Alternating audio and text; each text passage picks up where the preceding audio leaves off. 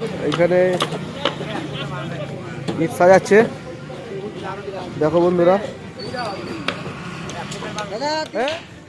তো আমরা সকালবেলা বলেছিলাম তারাপীঠ যাব, তারাপীঠে গিয়ে মালটা চেকিং করে দেখাবো। তো এখন আমরা তারাপীঠে আছি আর আমাদের এই মালগুলি আমরা রেডি করছি। সেই রেডিটা করে আপনাদেরকে ফুল ভিডিও দেবো আজকে। দেখুন কীভাবে ইট তুলছে।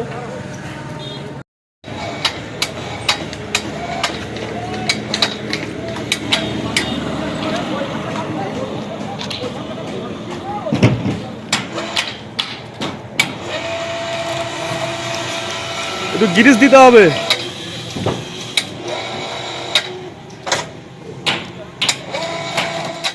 দেখো বন্ধুরা, দাসমাঙ্গিলি কীভাবে ইট তুলছে। এখানে মোটামুটি প্রায় 30 থেকে 35 খানা ইট আছে, একদম অরিজিনাল মাল।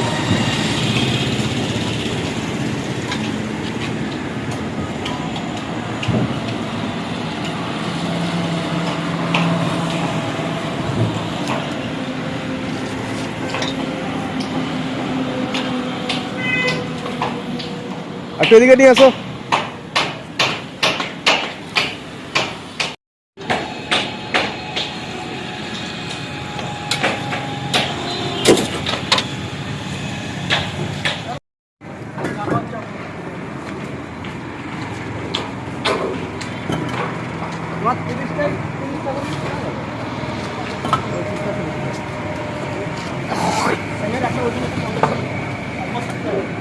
দু বস্তা আরামসে উঠবে।